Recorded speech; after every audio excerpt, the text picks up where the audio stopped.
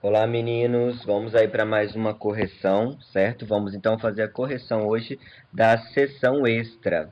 E aí, nessa correção da seção extra, fala o seguinte, a número 1. Leia esse trecho de uma composição de Caetano Veloso, Luz do Sol, que a folha traga a luz e traduz em verde novo, em folha, em graça, em vida, em força, em luz.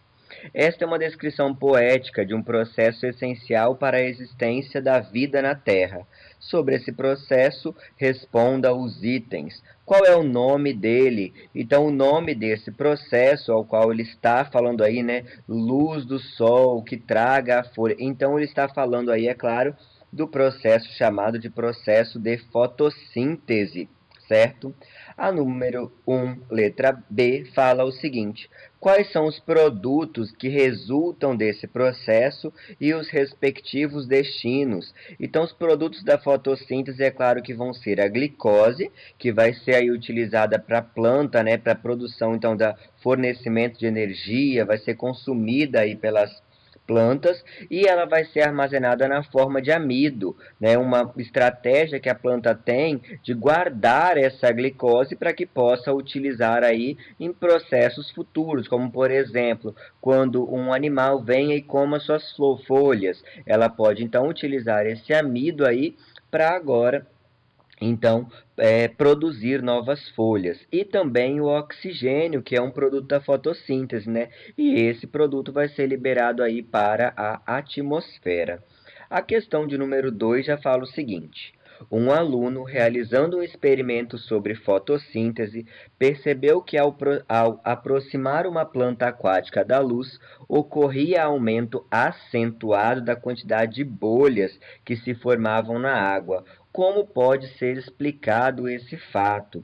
Então, isso intensificava que quanto mais luz eu tinha, mais fotossíntese aí a planta vai então realizar. Então, o aumento da luminosidade intensificava agora o processo de fotossíntese. Como consequência disso, a gente sabe que na fotossíntese a planta libera gás oxigênio. Então, quanto mais luz, mais fotossíntese, quanto mais processo de fotossíntese, mais oxigênio era então aí liberado. E com isso, mais bolhas iriam se formando, né, na água. A questão de número 3 já fala o seguinte: relacione as colunas a seguir. Né? Aí a letra A fala: apresenta peças bucais adaptadas a triturar o alimento. Quem apresenta peças bucais aí que vão triturar o alimento vão ser os besouros. Apresenta peças bucais adaptadas a perfurar superfícies corporais e sugar os nutrientes. Então eu tenho a cigarra, né, como aí um organismo que perfura a planta para sugar os seus nutrientes. A letra C diz: apresenta peças bucais adaptadas a recolher alimentos dispersos em superfícies. Então aí na letra C, né, eu vou ter a solitária. O alimento já, não, desculpa, falei o contrário, falei a de baixo. Apresenta peças, o alimento já digerido e absorvido pela superfície corporal, que vai ser então a solitária. Apresenta peças bucais adaptadas a recolher alimentos dispersos em superfícies, eu vou ter então aí a mosca, tá? E o alimento já digerido, ele vai ser absorvido pela solitária, que não vai ter essa peça bucal aí, né, que vai absorver agora o alimento, ela absorve pela própria superfície corpórea, pela própria pele. E a letra E, o alimento presente na água passa pelos poros e é capturado pelas células especiais. Então eu vou ter aí a esponja. A sequência então fica a seguinte para a correção: A5, B2, C4, D3 e a letra E 1. A questão de número 4 já fala o seguinte: comente a afirmação. Os autótrofos são seres vivos que sempre dão início a uma cadeia alimentar. Eu tenho que lembrar que os autótrofos eles são organismos que fazem aí a fotossíntese. Então os autótrofos eles produzem o alimento ao qual vai ser agora consumido pelos consumidores primário, secundário, por aí vai, né? Então os autótrofos eles são os organismos produtores. Eles são a base de uma cadeia alimentar. Todo organismo, então, aí, toda cadeia alimentar vai partir de organismos que são organismos produtores. Já a questão 5 fala o seguinte: em uma experiência em laboratório, solitárias, Athenia Solium, foram cultivadas em 2 frascos, A e B. O frasco A continha alimentos normalmente consumidos pelos hospedeiros, carne, frutas e grãos triturados. No frasco B foram colocados os mesmos alimentos, porém parcialmente digeridos pelos hospedeiros. Após algum tempo, somente as solitárias do grupo B sobreviveram. Justifique o resultado da experiência.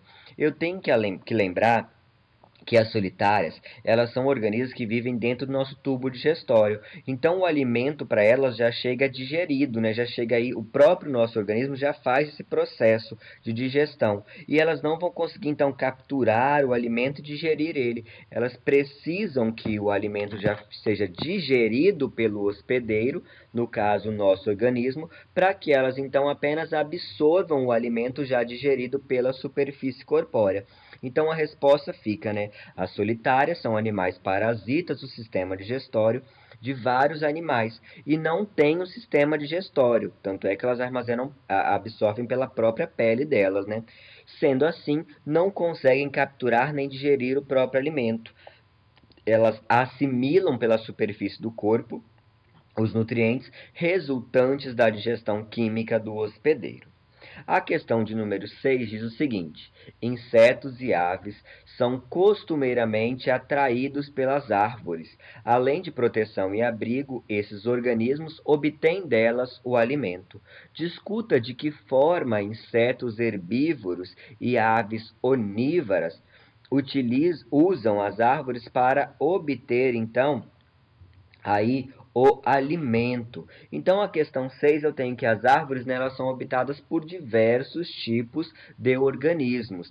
As aves onívoras, né, ou seja, os organismos onívoros vão ser organismos que se alimentam tanto de plantas quanto de animais.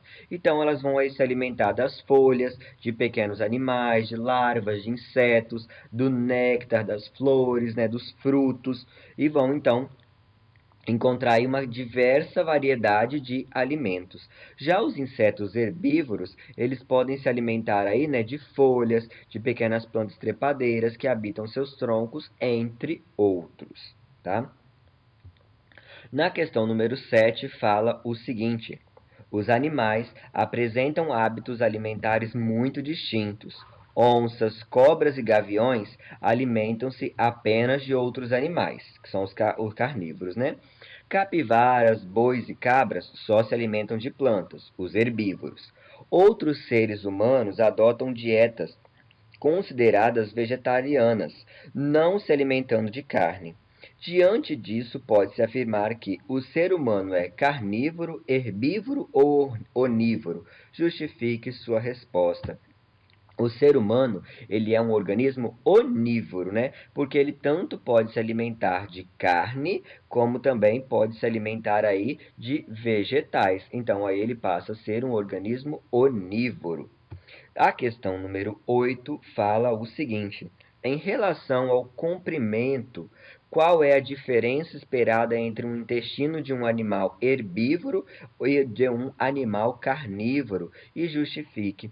Eu tenho que lembrar que o vegetal ele tem uma maior dificuldade em ser digerida, né, devido à parede que ele possui, que é de celulose. Então, automaticamente, espera-se que o intestino dos herbívoros seja maior do que o intestino dos carnívoros, porque agora eles necessitam então aí de uma quantidade, de uma dificuldade, né, maior para digerir as plantas. Então eles necessitam de, é claro, agora um maior intestino. A número 9 fala o seguinte: relacione a presença do papo da moela em aves à ausência de dentes nesses animais. Eu tenho que lembrar que as aves não têm o dente para triturar o alimento. Então, elas utilizam dessas duas estruturas: o papo, que vai amolecer o alimento, e a moela, que vai triturar. Triturar com auxílio, com uma ajuda aí, né, de pequenas pedrinhas, grãos de areia, então, agora, que a ave vai ingerir. E isso vai compensar aí agora a ausência, a falta de dentes que esses animais têm. Lembrando que a ausência de dentes ela é muito importante porque deixa as aves mais leves, favorecendo aí o voo. E a questão de número 10 é um verdadeiro e falso, que fala aí para você classificá-las e depois corrigi-las, as falsas, né?